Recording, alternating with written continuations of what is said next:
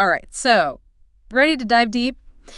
Today we're tackling that unwelcome guest that's been going around in New York City. Norovirus. You've probably seen all the headlines about this like crazy contagious stomach bug going around. Right. But we're going deeper than just the headlines, right? Yeah, absolutely. We want to know what's really going on. Exactly. And we've got some pretty interesting sources to help us with that. Oh yeah. So we're looking at some firsthand accounts from a Reddit thread with people sharing their experiences in New York City and even, some of their tips for not getting it. How lame. We've also got a Wikipedia article that's like breaking down the science behind it all, all the details. And then a news article showing that this isn't just a New York thing. This norovirus thing it's surging all over the country. Oh, wow.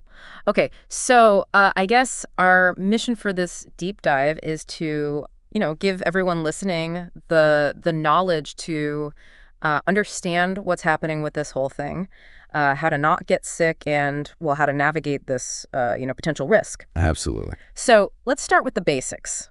What exactly is norovirus? What are we even talking about here? So norovirus is basically it's the most common cause of gastroenteritis. Okay. Some people call it the stomach flu or the winter vomiting bug. Right. But that's a little misleading, actually, because it's not actually a flu at all. It's a completely different virus. Oh, so it's like calling a bat a bird just because it can fly. Exactly. Yeah, like that. And, maybe even more important than what it is what it does. It can really knock you down. It causes some pretty rough symptoms. Yeah, I was looking at that Reddit thread and some of the descriptions. Whoa, like they don't hold back. Oh, yeah. There's one person saying it was the worst I've ever felt. Oh, wow. Someone else said 12 hours straight out of both ends, which hard pass on that one. Oh, no. And then there was like hit by a bus.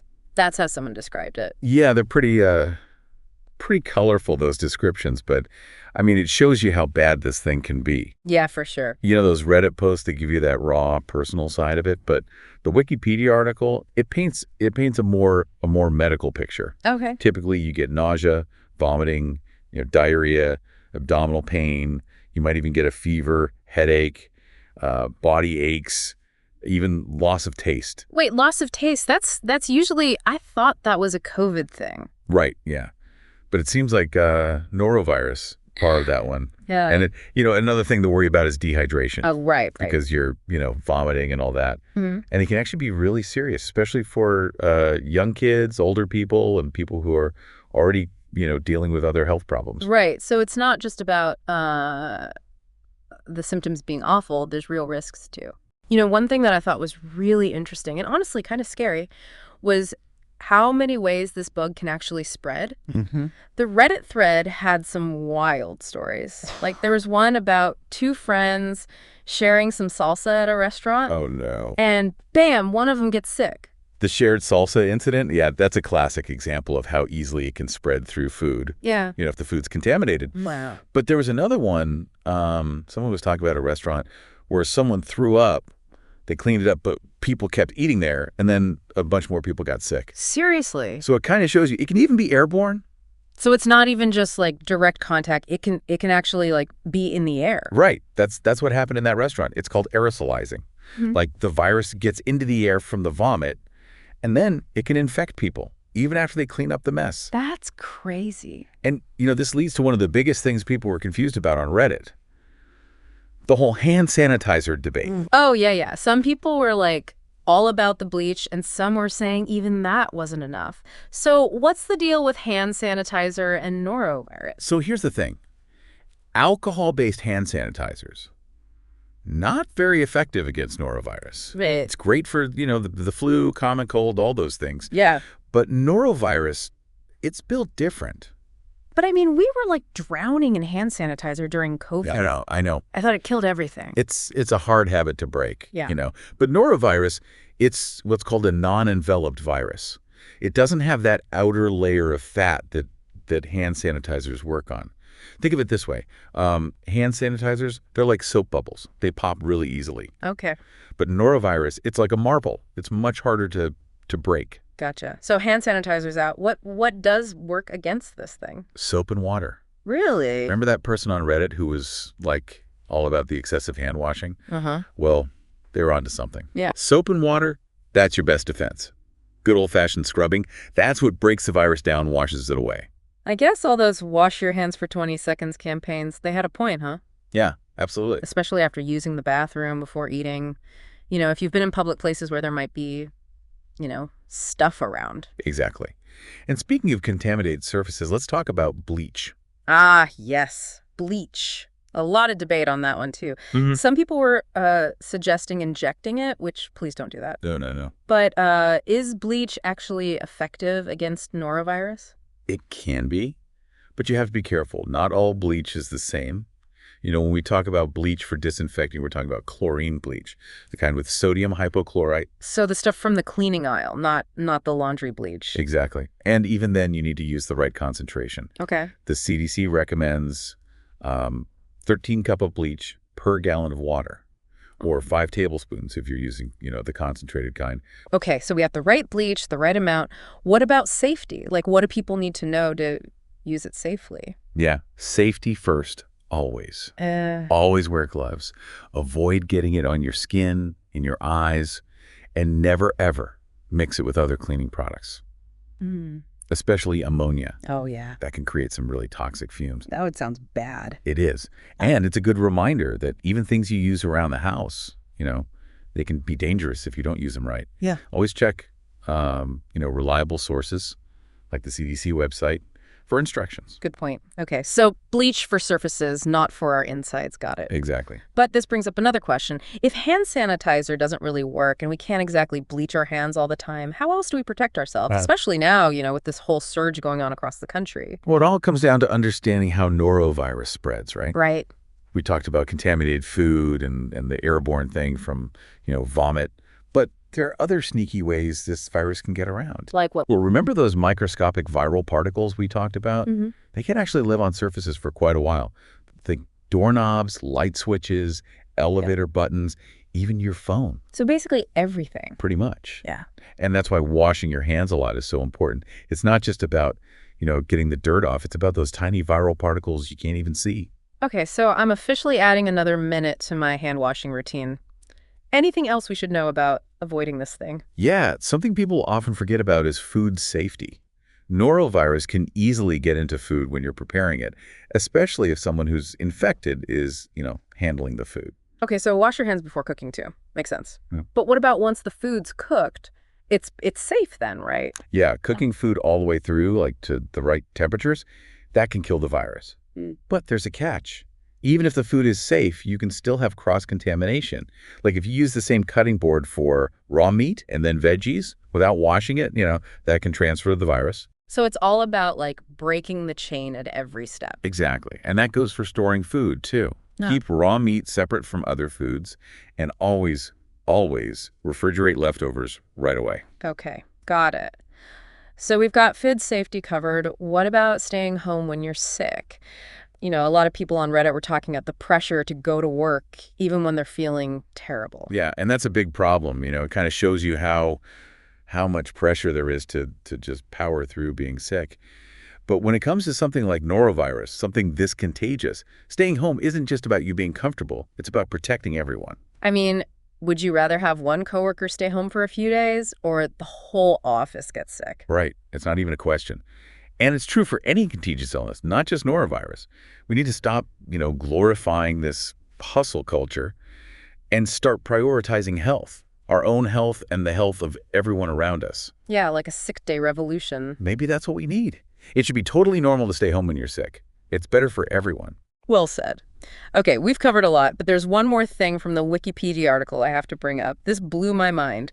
The connection between blood type and whether you get norovirus. Oh, yeah, that is fascinating. So you're telling me my blood type can determine if I spend the weekend, on the bathroom floor or actually enjoying myself? Well, in a way, yes. There's this gene called FUT2. Okay. And if you inherit a version of this gene that doesn't work, you actually have pretty good protection against the most common type of norovirus, GII.4.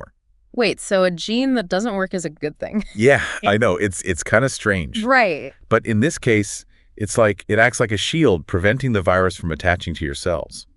So it's like having a genetic superpower against norovirus. You could say that. Of Yeah. course, it doesn't mean you're completely immune. There are other strains out there, and you still need to be careful with hygiene. Right. But it does make you wonder, What does it make you wonder? what if people knew about their FUT2 gene? Would they act differently during outbreaks? Like, would they take more risks, knowing they might have some protection? Mm. Or would they still be careful, knowing there are other strains they could still get? Wow. That's a big question. Like, it makes you think about personalized medicine and how understanding our genes could change how we deal with public health in the future. It really does. And that's just one of the many things we can learn about this virus and how it affects us, as individuals and as a society. Wow. Okay, listeners, we've covered a lot in this first part of our deep dive into norovirus.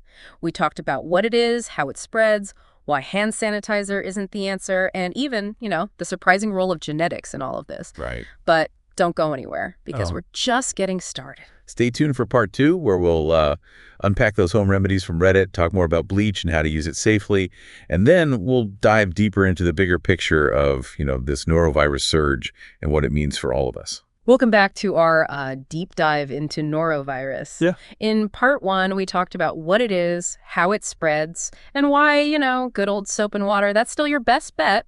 But let's be real, sometimes, even if you're washing your hands like crazy, you still end up getting this nasty bug. Yeah, it happens. And unfortunately, there's no magic cure for it. Right. But there are things you can do to manage the symptoms, Right. make it a little less miserable. Right. Right. And that's where those home remedies from that Reddit thread come in. Oh, yeah, the wisdom of the crowd. They had everything, like over-the-counter stuff, old-fashioned things, everything. What really stood out to you? Well, it's interesting, right? People have their go-to things for different parts of the whole norovirus experience. For nausea, a lot of people were saying Dramamine. Dramamine. Yeah, which is, usually for motion sickness. Right, for like car sickness and stuff. Yeah, exactly. How does that help with norovirus? So one of the things Dramamine does is it blocks certain receptors in your brain, Okay, the ones that trigger nausea and vomiting. got it. So it's not, specifically for norovirus, Mm. but it can help with those symptoms. Makes it a little easier to deal with. So it's like stopping those I'm going to throw up signals before they get to your stomach. Exactly, yeah. It's Yeah. like interrupting the pathway. Yeah. And then you've got Imodium, which works in a different way. It's an anti-diarrheal, so it slows things down, Yeah, definitely a welcome relief when you feel like you can't leave the bathroom. Oh, absolutely. Mm. Now, it's important to remember that neither of these, neither Dramamine nor Imodium, they don't actually cure the virus. Right, they just help with the symptoms. Exactly. They're like putting a bandage on the problem. Yeah. Speaking of bandages, what about Pepto-Bismol? Oh, yeah, Pepto-Bismol. That was another popular one on that Reddit thread. Yeah, Pepto-Bismol's interesting. It kind of does a couple things. Mhm. It coats your stomach lining, which can help with the irritation and nausea.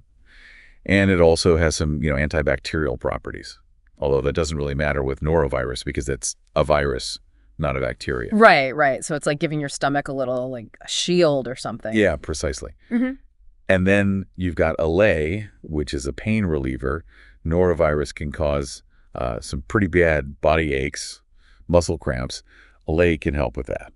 Okay, so we've got something for the nausea, something for, diarrhea, something for pain. It sounds like the Reddit community's put together a pretty solid norovirus survival kit. It seems like it, yeah. But before we move on, I want to circle back to the bleach thing. Okay. We talked about how it's good for, surfaces, but there were some different opinions on Reddit about the types of bleach and how to use it safely. You're right. There's definitely some misinformation floating around out there. Yeah. First of all, not all bleach is created equal. We're talking about chlorine bleach, the kind that has sodium hypochlorite.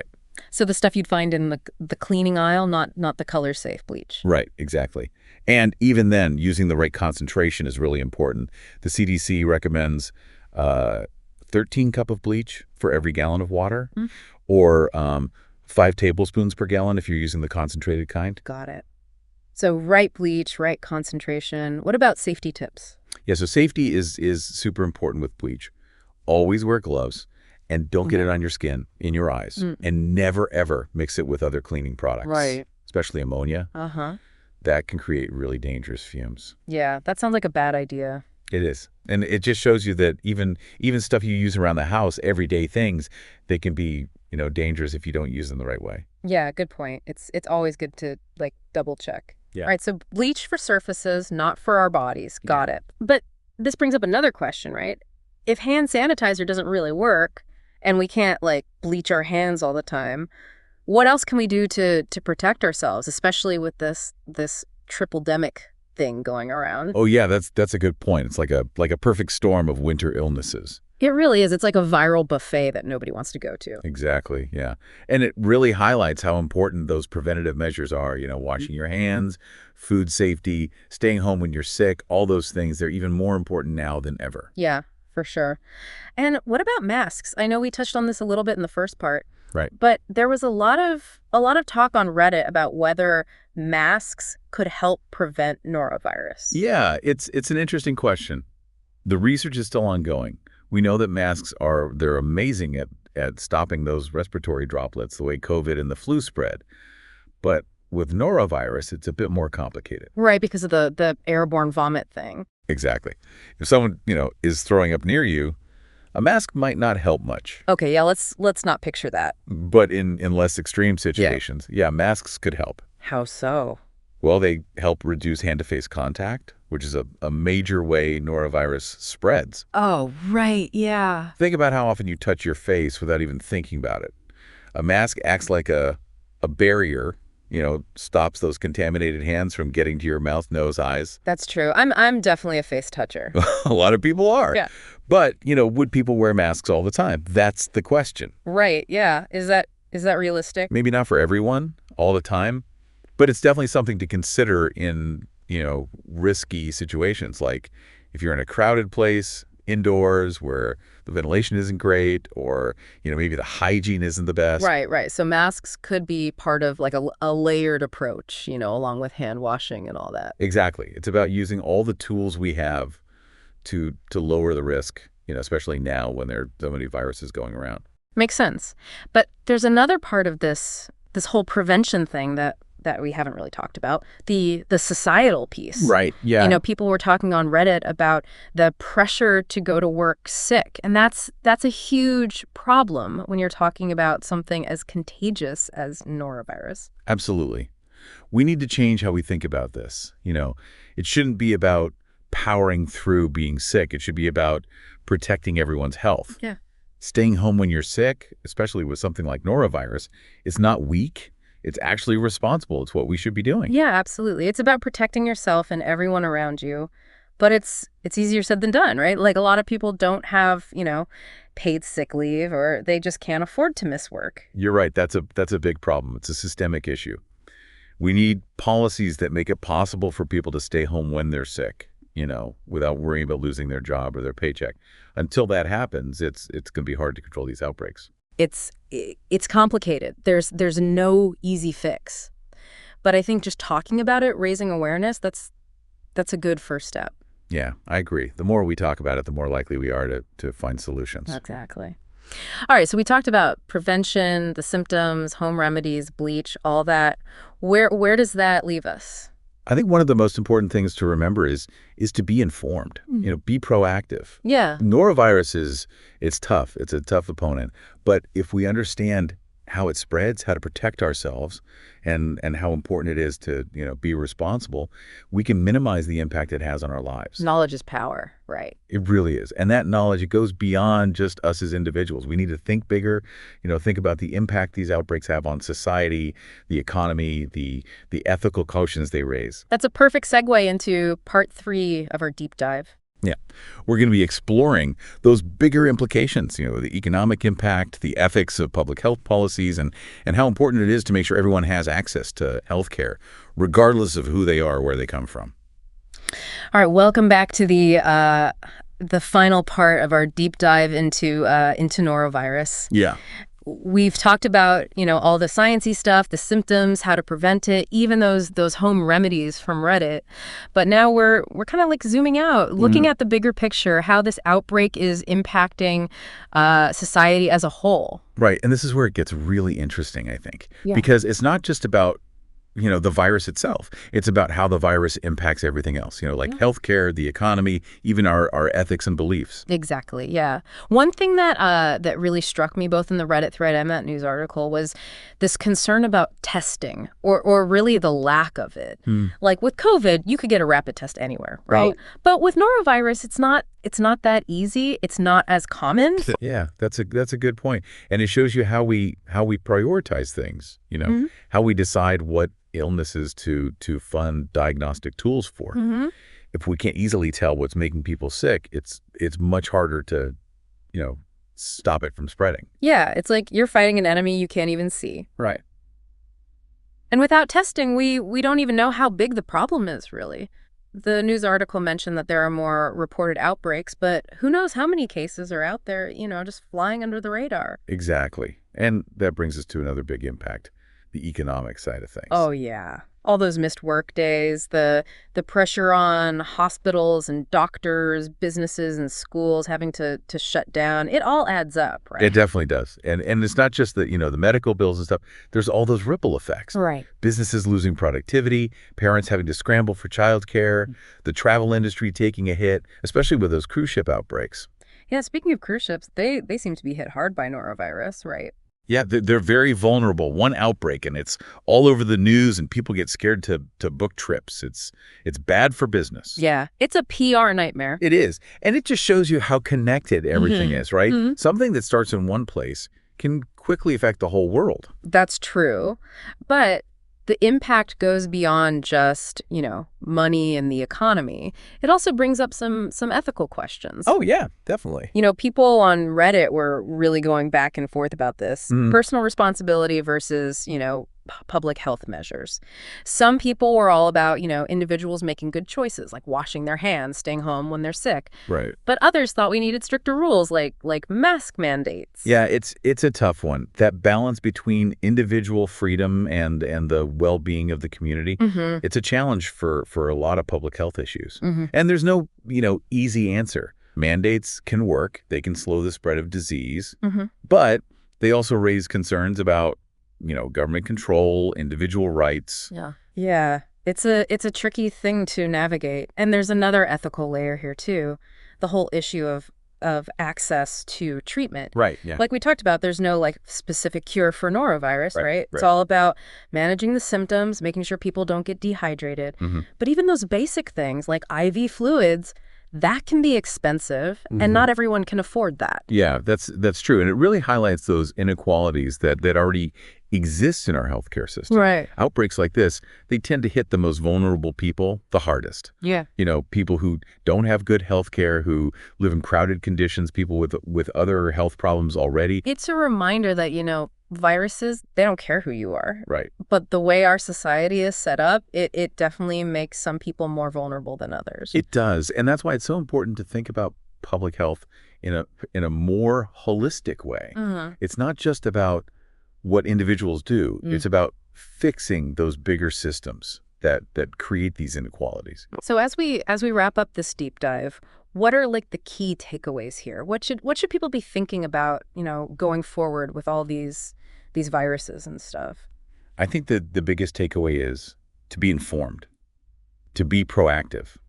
The more we understand about how these viruses work, the better choices we can make to protect ourselves and the people around us. Right, right. And that knowledge, it gives us the power to speak up, to demand better policies, to support those who need it most, and to challenge the systems that are, making things worse. Yeah, to make things fair for everyone. Exactly. This outbreak, it's kind of a microcosm of bigger things happening in the world, Uh-huh. the rise of infectious diseases, climate change impacting those patterns, Mm. how interconnected everything is when it comes to global health. It can be overwhelming to think about, but it's a call to action, right? It is. We have to be proactive, informed, and engaged if we want to build a healthier future, a fairer future. Absolutely. Well said. And on that note, we've reached the end of our deep dive into the norovirus outbreak. Yeah. We hope you found it informative, interesting, and maybe even a little bit hopeful. Yeah, remember, knowledge is power. Stay curious, stay informed, and most importantly, stay healthy, everyone.